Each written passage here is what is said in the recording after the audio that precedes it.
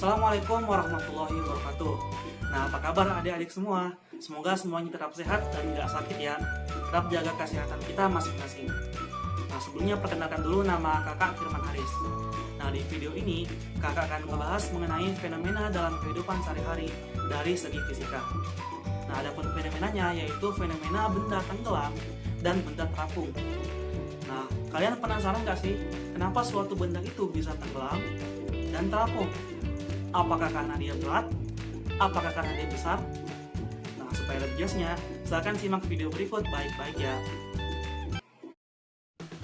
Oke adik-adik, sebelum kita bahas, alangkah baiknya kita lihat dulu nih fenomenanya benda tenggelam dan benda terapung.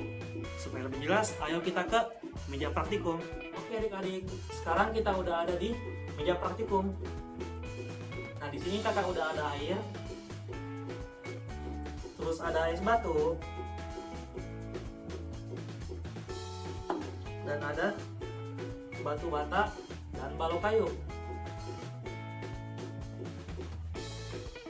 Nah, sekarang kita amati nih benda-benda apa saja yang kalau kita letakkan ke dalam air ini, ke dalam wadah berisi air ini, benda apa yang akan tenggelam dan terapung.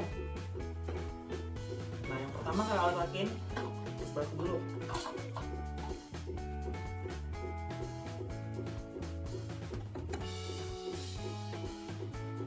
Habis itu batu bata,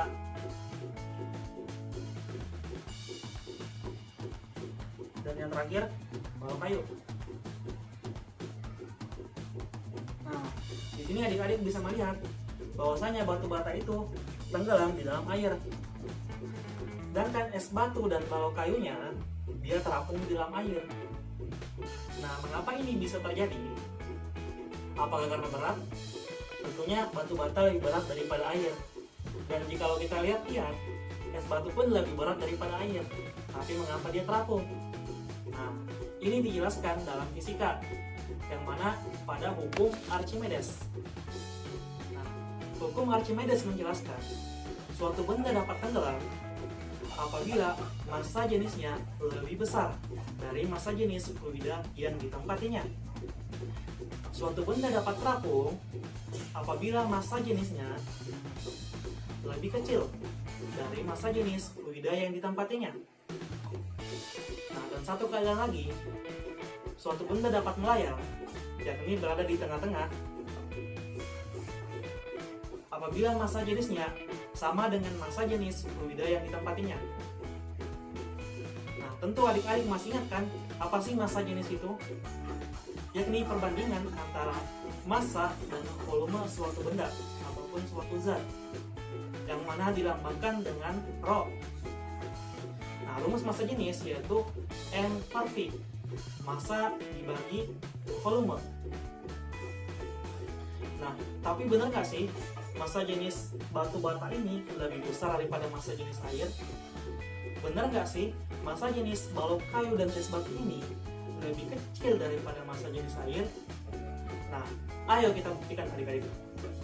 Oke adik-adik, di sini kakak udah isi botol ini dengan menggunakan air, yang mana volumenya itu sebesar 1,5 liter.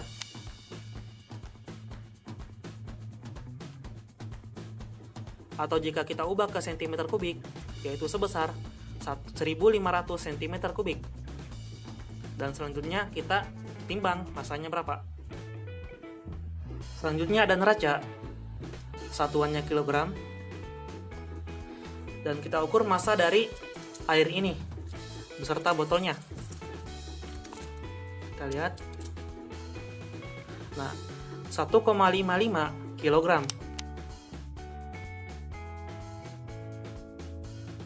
Atau 1550 gram. Nah, berat botol yang kita gunakan di sini yaitu kurang lebih 50 gram. Jadi berat airnya yaitu 1500 gram. Oke, di sini kan ada mistar dan batu bata yang tadi. Kita hitung volumenya. 6 cm, 6,3 cm, 4 cm.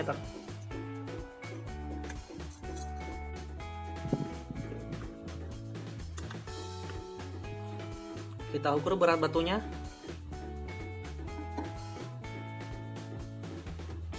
0,3 kg.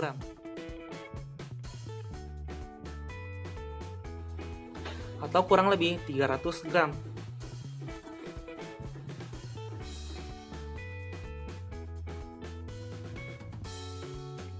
Oke adik-adik, nah setelah kita hitung, kurang lebih hasilnya seperti ini. Nah kalian bisa lihat, massa jenis air 1 gram per cm kubik. Massa jenis batu bata 1,98 gram per cm kubik.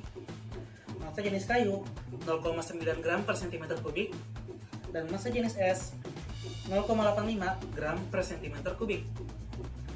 Nah di sini hukum Archimedes terbukti. Batu bata tenggelam di air karena massa jenis batu bata lebih besar daripada massa jenis air. 1,98 lebih besar daripada 1. Sedangkan kayu dan es batu terapung di atas air karena massa jenisnya lebih kecil daripada massa jenis air.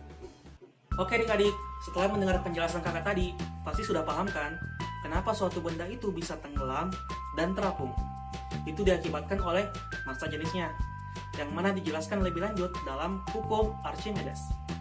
Tapi kalian penasaran gak sih, kenapa air itu ketika dibekukan berubah menjadi es, massa jenisnya bisa mengecil? Nah, coba adik-adik lihat kedua foto berikut. Pasti adik-adik tidak asing lagi kan dengan air mineral berbentuk gelas. Nah, adik-adik bisa melihat ketika dibekukan, air akan bertambah lebih besar, volumenya akan bertambah besar. Nah, ingat lagi rumus massa jenis. Rho sama dengan massa jenis sama dengan M per V. Massa dibagi volume. Jadi massa jenis itu berbanding lurus dengan massa. Semakin besar massa, semakin besar massa jenis. Dan berbanding terbalik dengan volume. Jadi semakin besar volume, maka otomatis massa jenis akan semakin kecil. Nah, itu yang menyebabkan kenapa ketika air berubah menjadi es, massa jenisnya akan mengecil, karena volumenya bertambah disebabkan oleh molekul-molekulnya. Terakhir, kakak ingin menyampaikan bahwa segala sesuatu di alam ini pasti ada penyebabnya. Oleh karena itu, jangan pernah berhenti untuk belajar. Like dan share video ini jika yang bermanfaat. Syukron, assalamualaikum warahmatullahi wabarakatuh.